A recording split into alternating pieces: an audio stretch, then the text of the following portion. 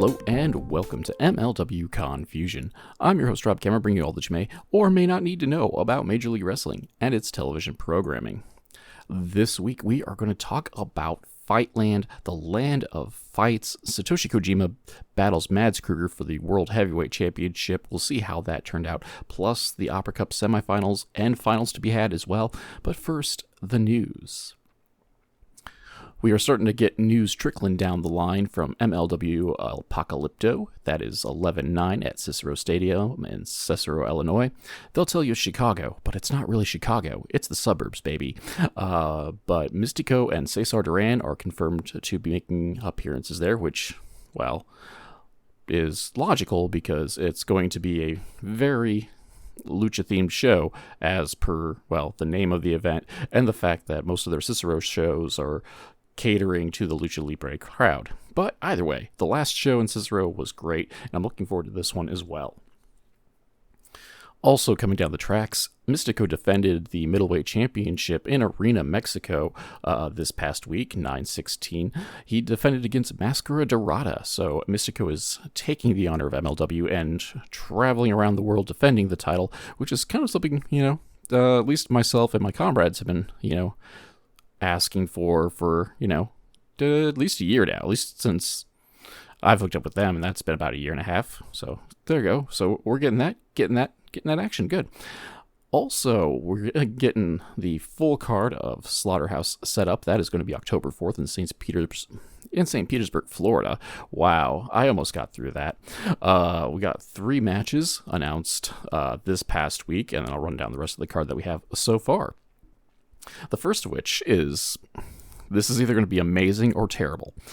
It's going to be Akira versus Mads Krugger in a Weapons of Mass Destruction match. These two have had history going back, almost the entire year, or at least of the entirety of 2024.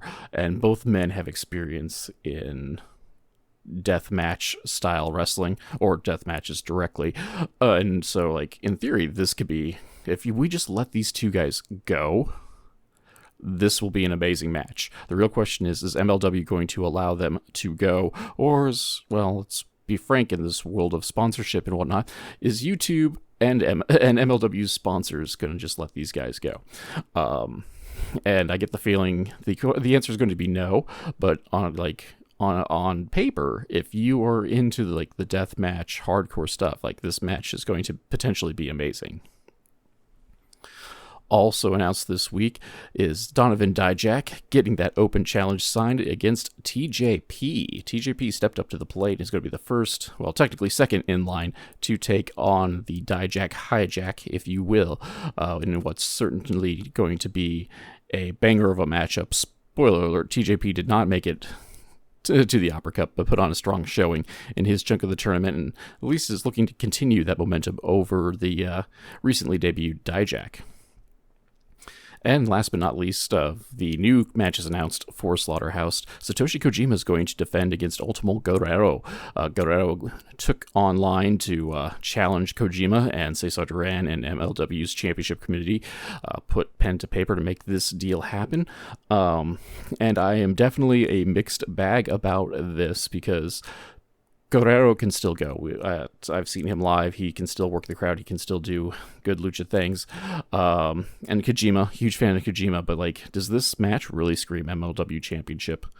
I mean, and really, is it going to be something people full on want to see? This is, no offense intended to both guys. I said they both can go, but it is both of them are in their 50s and in the twilight of their career. And this is for what is in theory a premier World Heavyweight Championship. And yes, obviously, Kojima having it, either says something about Kojima or the championship, take your pick.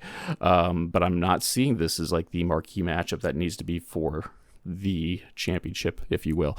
Feel free to disagree with me on that one. Throw it in the comments and, slander me online too. Just be sure to tag me in it so I can get the traction off of my bad takes. But yeah, so that's Slaughterhouse so far. Also being announced for that show is for the Tag Team Championships, the Beaumont Fight Club, who aren't really winning matches. Spoiler alert. They are the number one contenders, I guess, just by storyline alone. They are taking on, of course, country units Minoru Suzuki and Akira Kwan. And we are also looking forward to Trevor Lee's debut as well. And last but not least, let's talk about Pit Fighters. Pit Fighters is the next 2-hour special on YouTube. That is going to be September 26th at 8 p.m. Eastern Standard Time, 7 p.m. Central, and so on and so on down the line. This is going to be like all like hardcore, no rule MMA influence show. So we'll see how that is going to go. But the full lineup is as follows as I read my list. So blame me for all that stuff. Vale Tudo Rules is going to be our main event with our favorite fast food breakfast sandwich taking on Filthy Tom Lawler. Taekwondo Rules for the Featherweight Championship is Janai Kai battles Demi Exo. Taipei Fist Death Match, Akira versus Akira Kwan.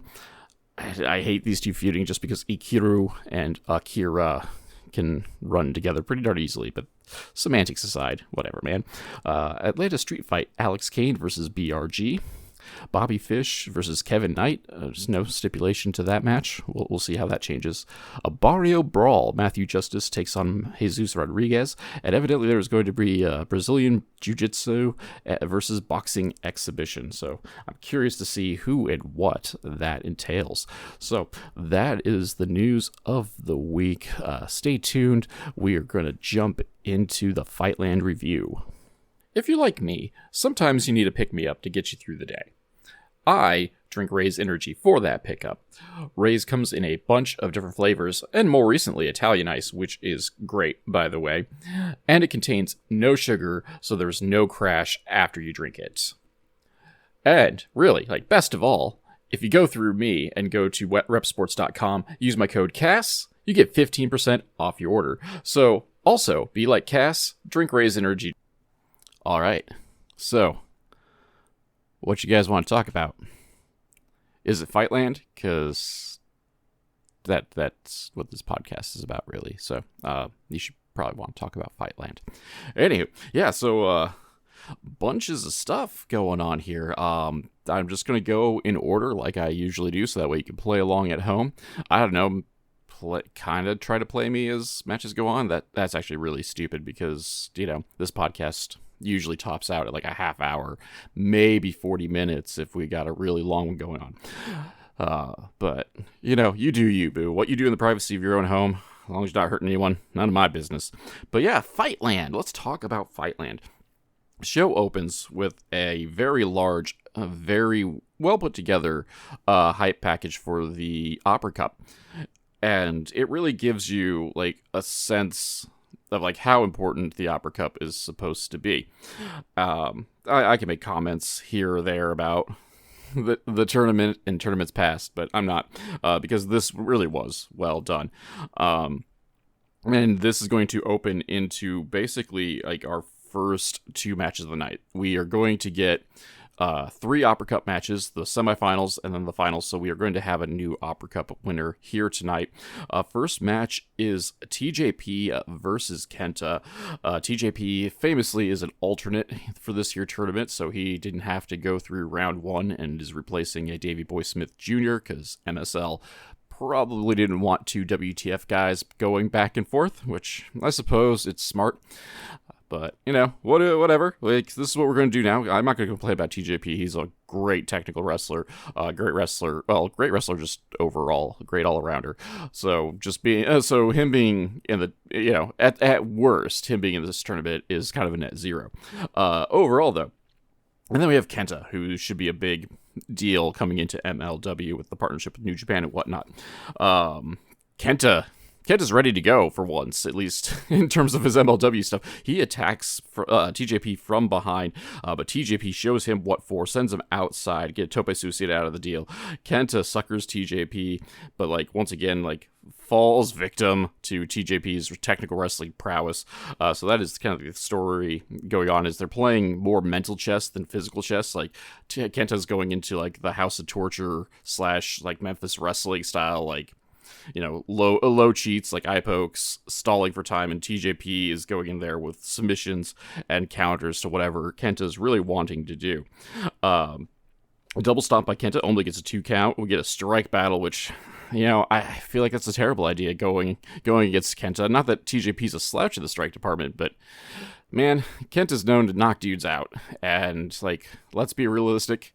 Professional wrestling is a combat sport, and I hate, the spirit battle. Yes, hit me in the face. That's a great idea. Maybe you'll knock me out. Yes, I know. Maybe I'll knock you out, too. And I have to have supreme confidence in my skill set. But, one bad punch to the jaw and, lights out, buddy. But hey, that's wrestling nowadays.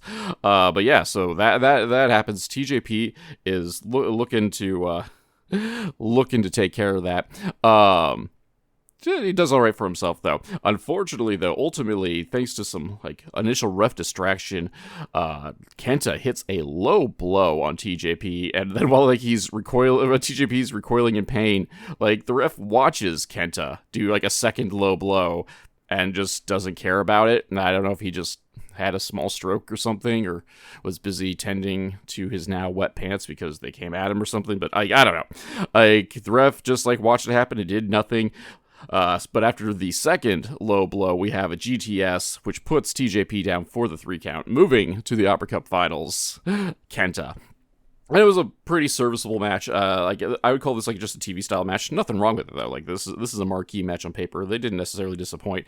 The worst thing about it was just the ref staring at Kenta as Kenta went did the second low blow, and then was "Oh, I better make sure I count the 3 on this here GTS instead of doing the proper thing and disqualifying Kenta." But whatever, man. It is what it is.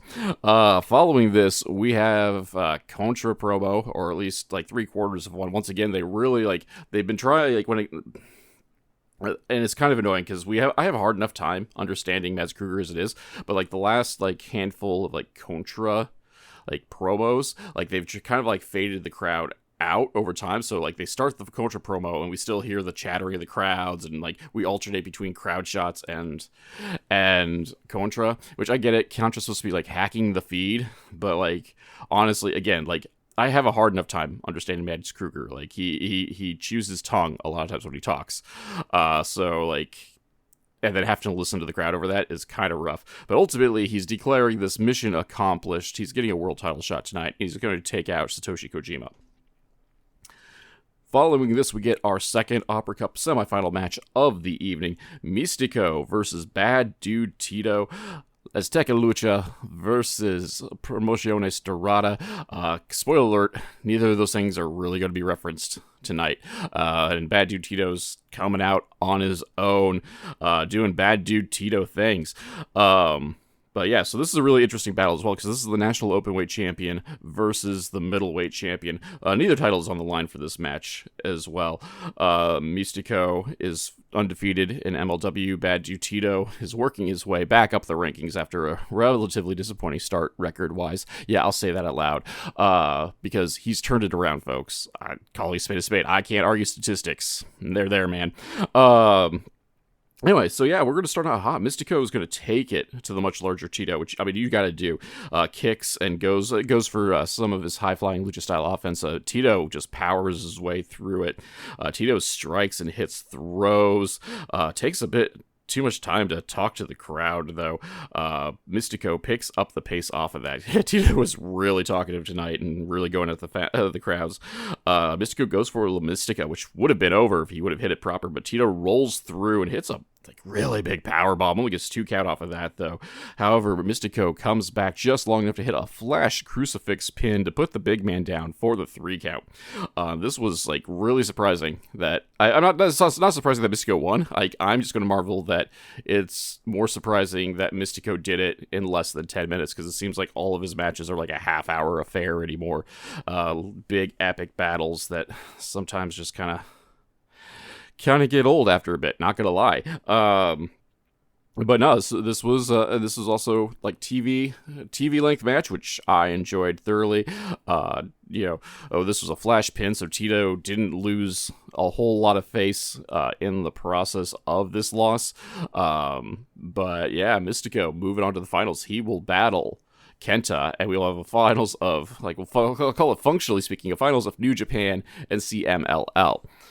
Anywho, but we'll talk about the finals here during the main event, because it's the main event, ladies and gentlemen, if you didn't know. We get a promo on the rooftop from the Faux Horsemen, BRG, Bobby Fish, and the Andersons. They are just, being punchable. That's what they're doing. But really just talking about, before a certain group called themselves like the Kings of Atlanta, there were the Andersons. And for over 50 years, the Andersons have been owning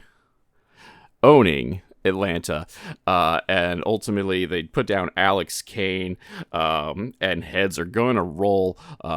It was an alright promo. BRG is getting plenty of time to shine. Obviously, he's going to be the mouthpiece of this here group, so we will see the damage that is going to be done here tonight, and of course in the future. We also get a hype video for Kevin Knight. He is coming to MLW. He has been announced for Bobby Fish, and spoiler alert, we will get the reason why here in a bit. But first, we have Donovan Dijak with Mr. St. Laurent versus Timothy Thatcher. I love you, Timothy Thatcher, but man, it makes me sad when you show up, because it means you're going to lose. It may be a decent match, but you're going to lose, and it's hard to get hyped for a foregone conclusion, really. But whatever, man. We have this match. We'll try to enjoy it. Thatcher really does try to grind the much larger Dijak down, like, with these big European uppercuts and headlocks. And, like, say what you want, like, it may not be a great idea to headlock a guy that big, but, like, Thatcher is just pure muscle. Like, he's not like a huge dude, but he's just all muscle, and he can just really grind that in. Unsurprisingly, Dijak gets out of and he starts using strikes of his own, and plus using his size to advantage, so getting some space where he needs to. Dijak goes for like a twisting splash, and Thatcher gets the knees up. He doesn't have knee pads on, just for the record, as well, as Joe Dombrowski points out. So that is right on the knee bones there, on that big splash. So Thatcher gets to take advantage of that briefly, not very long, unfortunately. Thatcher gets supled to the floor, but does manage to come back to hit a back suplex into a 2 count, knocks in the Fujiwara armbar off of that. However, it is not quite enough. Dijak rolls out of it, but then it ends up rolling into a sleeper hold. The sleeper hold gets put into a feast your eyes, and that is elementary, my dear.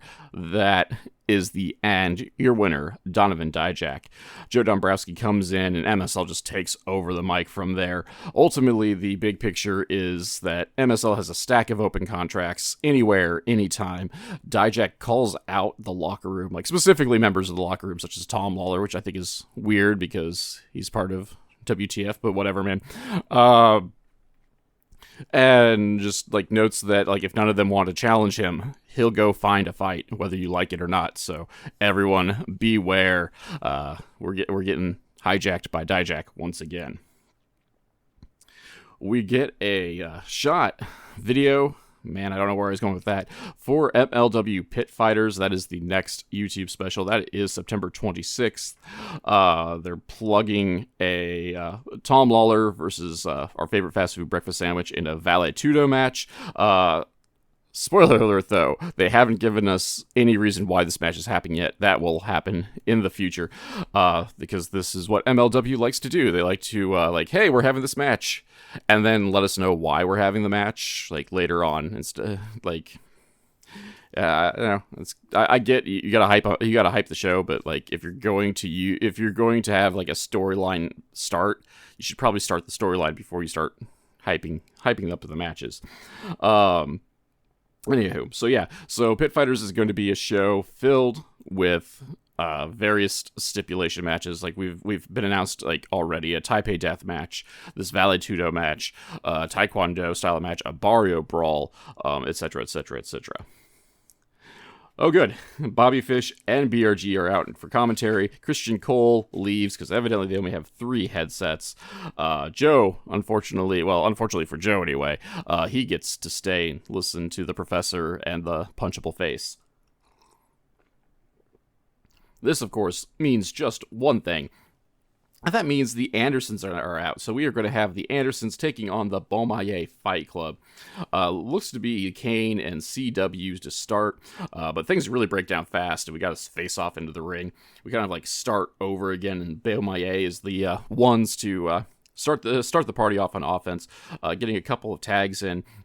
But Brock cheap shots Kane on the outside of the ring, so that stops all the momentum. Thomas gets a hot tag. There's a House of Fire coming in and doing some strikes, but the Andersons are too good at the double team stuff, so he's taken down for a bit. So Kane gets a turn at hot tagging, and just starts throwing people around like sacks of potatoes. The straps are down. We get a spear on Brock.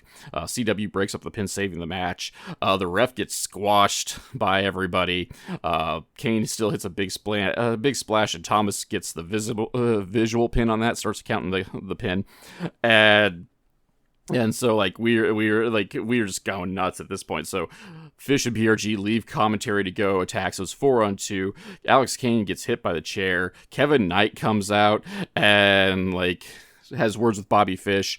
Looks like he's going to leave, and then launches himself over the crowd. Like so, he comes out down the ramp, has words, walks back up the ramp to the stage, and there's like a little like cubby kind of area where like there's 2 rows of seats between the guardrail and the stage, and Knight just flipping launches himself off the stage over those 2 rows of seats onto the faux horseman. So like just bodies are everywhere, and if things aren't crazy enough, JBL of all people, John Bradshaw Layfield, comes out and just like, dude, what the F? Like, KOs Thomas with a punch. like gets in Thomas's face, like, just jacks him. Hits the clothesline from hell. He has words with the faux horseman, because evidently that's his thing now, is he's just going to places, knocking people out, and then like talking to somebody. So I don't know if he's like starting up like some super stable on the indies or what, because he's just decided that, you know, Jeff Jarrett had a career resurgence, just like showing up being a cowboy. So maybe JBL can do it too. But I don't know, we'll see if it works for him. So you know, hats off to you, I guess, or in case of JBL, rats off to you. But yeah, so Thomas is dead. Brock Anderson gets the pin off that, and those are your number 1 contenders, ladies and gentlemen, that just got pinned. Because spoiler alert, Beaumaye are next in line for a tag team title shot, and they just lost. Yes, they lost this match via shenanigans, but like once again, like, you're not making your contenders look strong when you look at them like that. Like, they lost a match. I get that the faux horsemen need a win too, because I kind of complained about that, you know, last time. But, you know, also your contenders need wins too. Just throwing it out there. BRG gets the mic. He calls this group a franchise in the making, and ultimately it is CW Anderson that declares this to be the next apocalypse, for they are the Rogue Horsemen. And let me tell you something, Brother Jack, dude. We all knew something like this was coming.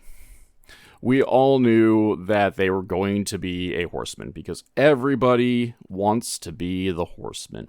MLW had their own offshoot of the horseman back in like 2003 with the Extreme Horseman, which CW Anderson was a part of.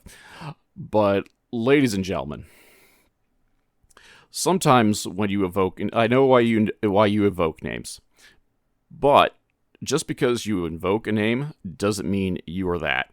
And not that I'm going to say that this group of individuals aren't talented, but let them do their own thing. Especially guys like CW Anderson, who've been around nearly 30 years, and Bobby Fish, who's somewhere around a quarter century of the business. Like, these guys already have their own legacies.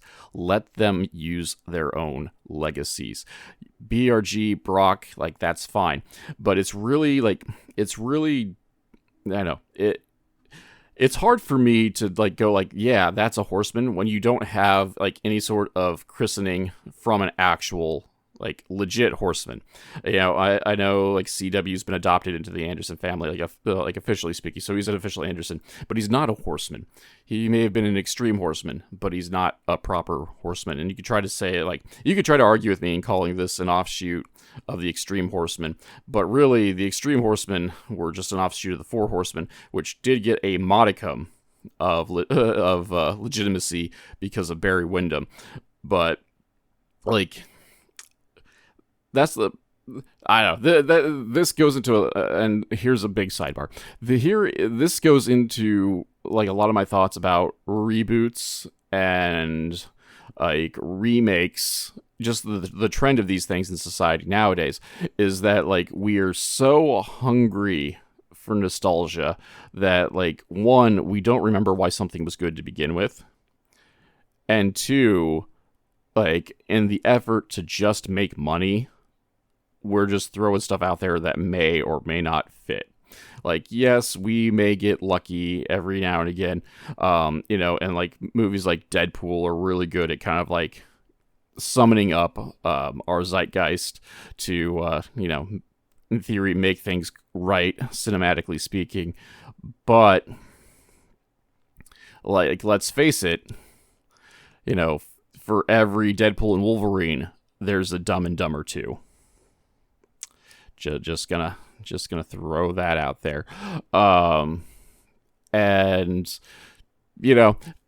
so we have a group of talented individuals here. Back to the point that they're very talented. Bobby Fish. I'm rough on Bobby Fish. I'm not gonna lie, but like the dude can work. The dude is a very good professional wrestler. BRG is someone to watch in the future. I do believe that because he just knows how to make me want to punch him in the face, and that can carry you very far in the wrestling industry. Obviously, C.W. Anderson's got connections to ECW, the Extreme Horsemen, etc., and really is still in like the best shape of his life. And I think it's interesting that like of the Andersons that are wrestling, the tag team, the Andersons, like the one in the best shape is the 50-year-old man. And Brock, like I said, Brock isn't great right now, but he's young and he's moldable, and so he hopefully has the ability to be good if he's willing to put in the work. And hopefully having like a Bobby Fish, a C.W. Anderson, etc. around him will allow him to sit under that learning tree, no pun intended, and get better. But to try to invoke the Horsemen, just let it go. Be your own legacy. All right, so, okay, I ranted enough about that. Backstage, Bad Dude Tito's doing Bad Dude Tito things, especially when Bad Dude Tito loses. And ultimately, in his thrashing about, he runs into Matthew Justice. They have a pull apart because Justice isn't going to back down to his screaming and posturing. And so it looks like we are going to get a National Openweight Championship fight later on in the future. In the meanwhile, our next match is the returning Adam Priest taking on Okamura. That guy that was allegedly really tight with Satoshi Kojima, formed a tag team, won the tag team championship with, and then when Contra actually finally bothered to attack, like snuck off like a scalded dog. Yeah, that guy. Half a cozy max. Okamura's back. However, we do get a nice clean start. We got graps to start it out, like one of the first matches of the evening, just to start out with just like plain graps, and impressively enough, Priest starts off the party, finishing things off with a middle rope drop kick. They fight outside for a bit, come back in, and Okamura gets a back suplex, Priest gets a back suplex for 2. However, Okamura starts to come back with a tilt-a-whirl backbreaker. Middle rope cozy cutter only gets 2 as well. However, it is the Fisherman's Buster that puts Priest away by Okamura. And like that was it. That was a pretty tight match. Like, Priest, I thought, got a little bit more opportunity to kind of show what he can do and what he's made of, like why he is like one of the big independent wrestling guys in the Southeast.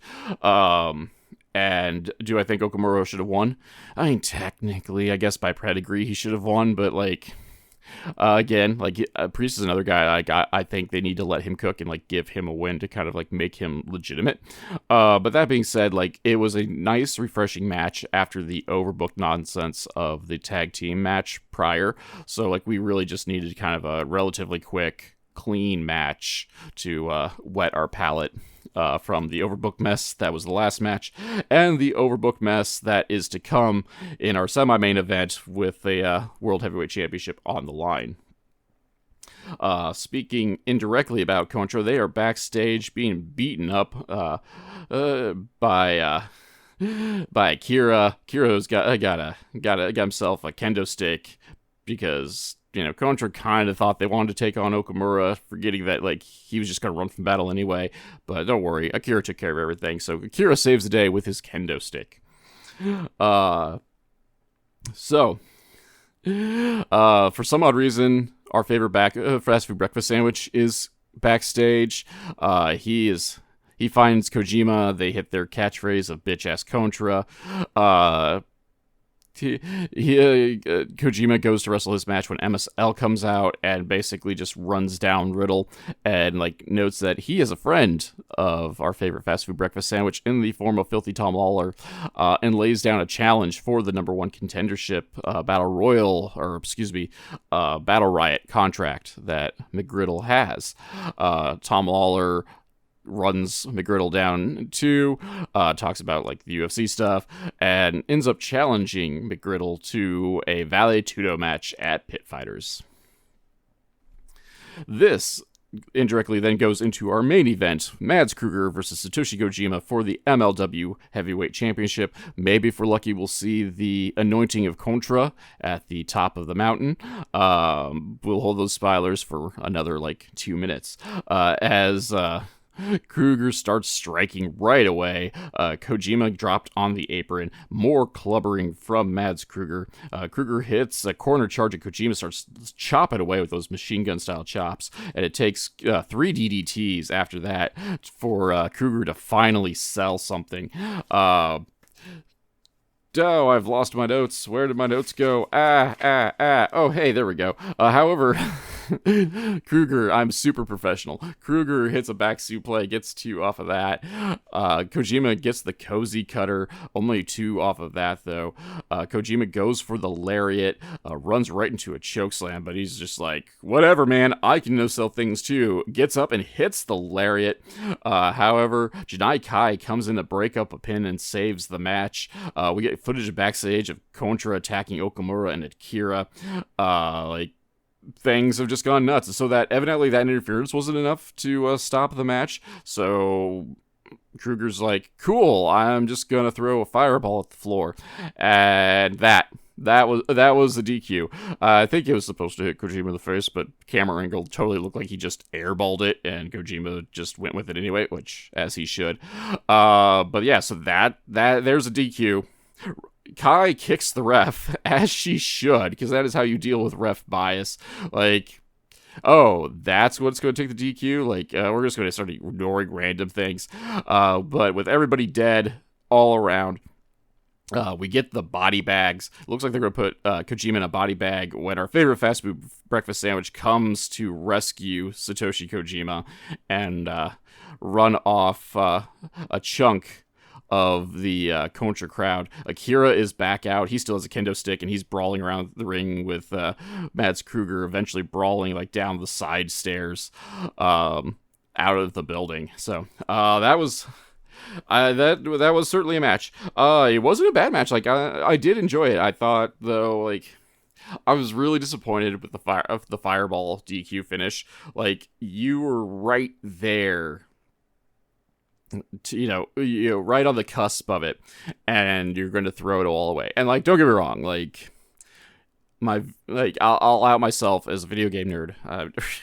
Right? Rob's a nerd. That's crazy. Go nuts. No one would ever expect that. But I'm an old school creator wrestler dude, and my custom creator wrestler is just a maniac and is not afraid of getting DQ'd.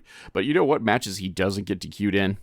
Matches that he might win a championship. Those are matches he chooses to put the chair down and, fly right, at least for one match.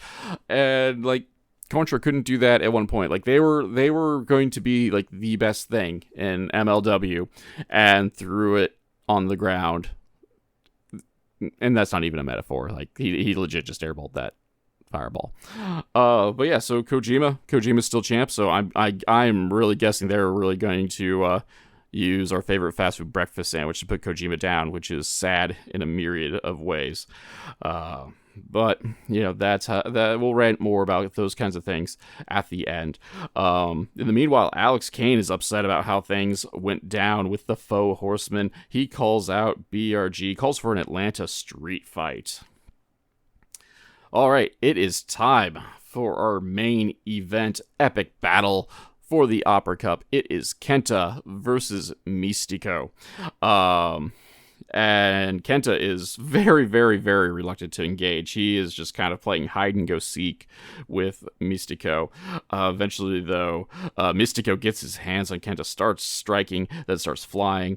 Mistico then taking a page out of Bad Dude Tito's book and or KENTA's book and just starts dicking around like way too much, calling to the crowd, then goes for a springboard, which KENTA just knocks him off the rope. Mistico tries to come back from that, but gets a thumb to the eyes for his effort. And after many back rakes, Mistico takes control of the match once again, but he misses his moonsault, but gets a magistral cradle in, only gets 2 count out of that. Mistico is sent into the ref, and KENTA DDTs. KENTA goes to get a chair and gets it kicked in his face for his efforts.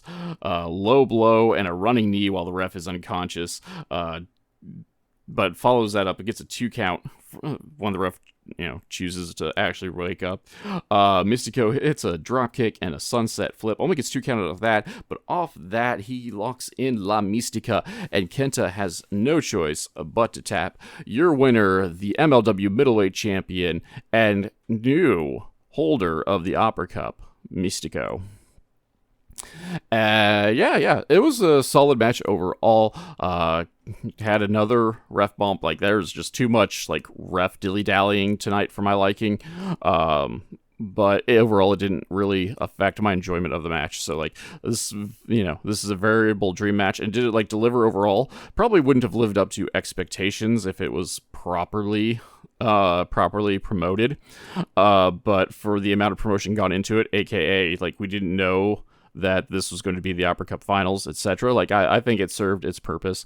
However, and this is going to lead kind of to a larger complaint that I like have with MLW, is that like, whereas it is a nice thing to kind of like hang your hat on that like verifiable legends are holding your various titles.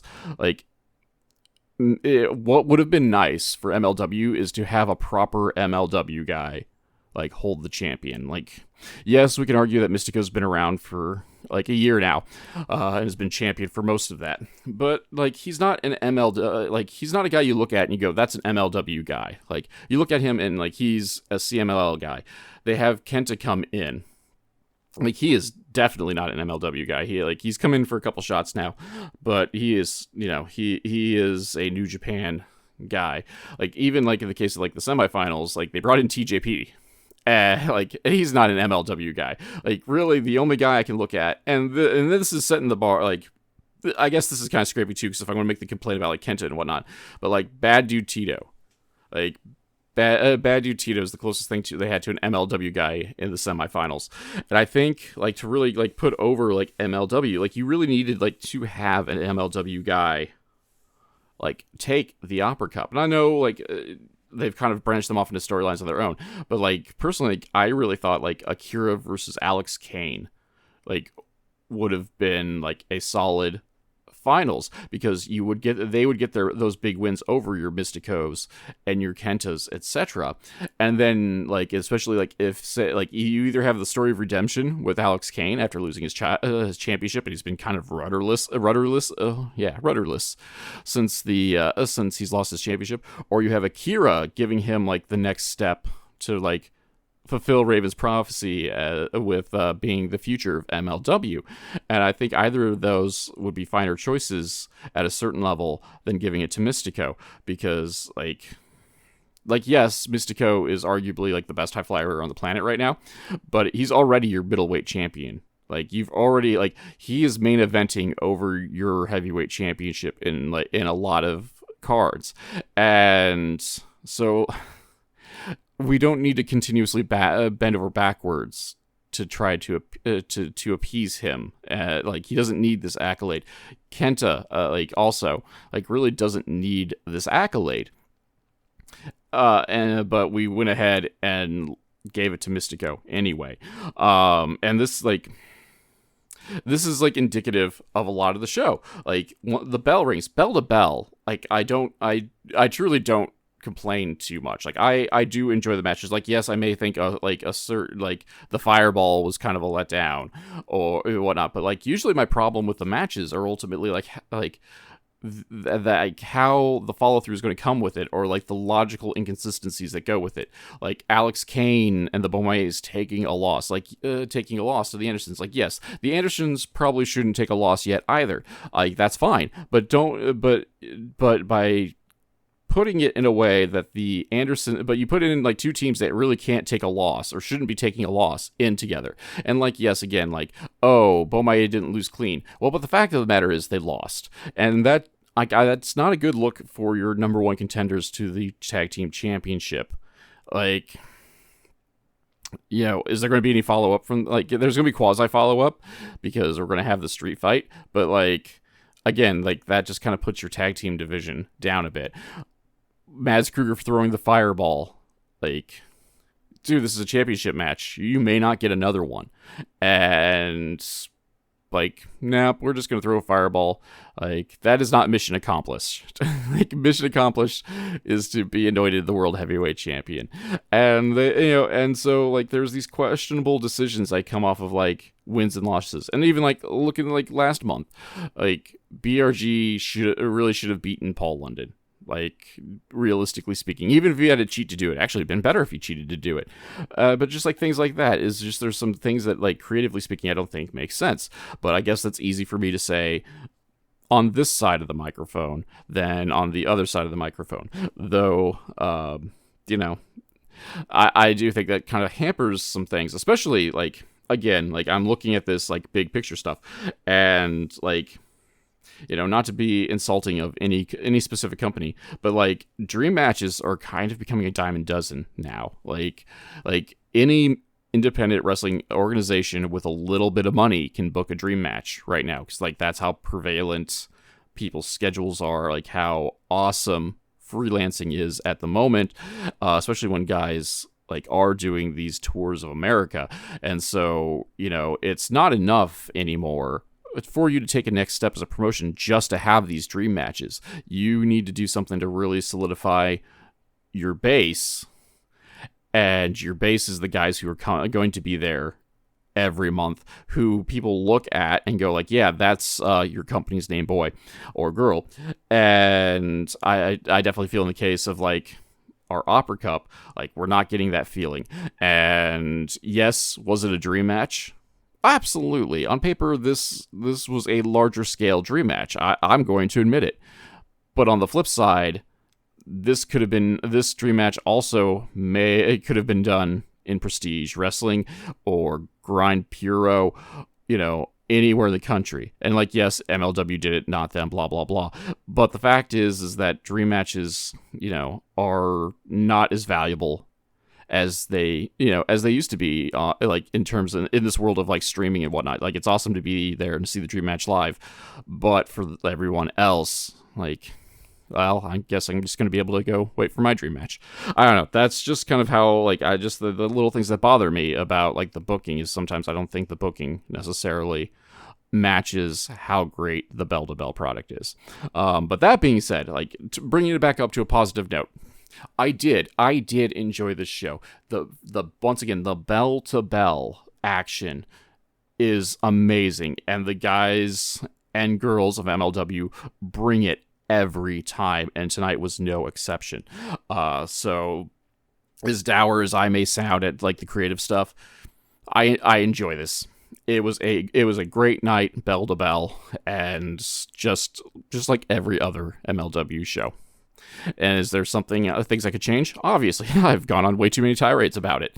But armchair quarterbacking, or in this case, armchair booking, is really easy when it's not your money and there's no consequences for you being right or wrong. I'll just put that out there as well. So that being said, I will end it on that. Thank you all for giving this here podcast a listen. I do truly appreciate it. Stay tuned for the best ways you can help support this podcast if you thoroughly enjoyed it. Again, coffee shilling, got the Patreon thing going on.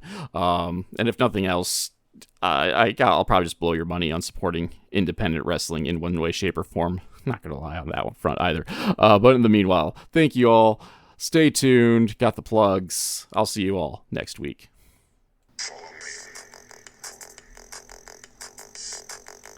MLW Confusion is a weekly podcast that is written and performed by Rob Kammer and hosted by Spotify for podcasters. MLW Confusion is part of the Urban Wrestling Network, and you can check them out and check out the Major League Pod on YouTube at Urban Wrestling NW. The background music for this section is Ruined by Day, performed by Alan Schroeder. If you enjoyed this podcast and would like to support, please like, subscribe, and tell your friends, family, and enemies. Leaving a review is also helpful. Word of mouth of advertisement is very important for small podcasts such as this. Social media links can be found in the description, but Twitter and Instagram are at the Nova of Cass, TheNovaofCass, and Facebook is at MLW Confusion, all one word. If you'd like to support monetarily and help upgrade my equipment, please check out my virtual chip jar at ko-fi.com/Casanova. Or if you prefer more bang for your buck, you can go to patreon.com/Casanova, CASSONOVA, whereas for as little as $2, backers get access to the podcast early and without those pesky ads, plus other exclusive content. So join the crew that is headed up by Keith Wynn, Alan Schroeder, Alex McCarthy, and Elenia, and check it out. You can also find t-shirts, coffee mugs, and other merch at the Confusion Podcast on Teespring. Also, be sure to check out the description to find some affiliate links for, WWE merch, coffee machines, ice makers, and much more. For business inquiries such as ads and sponsorships, please email rzkammer, that's Kamerer, at comcast.net. Thank you for listening.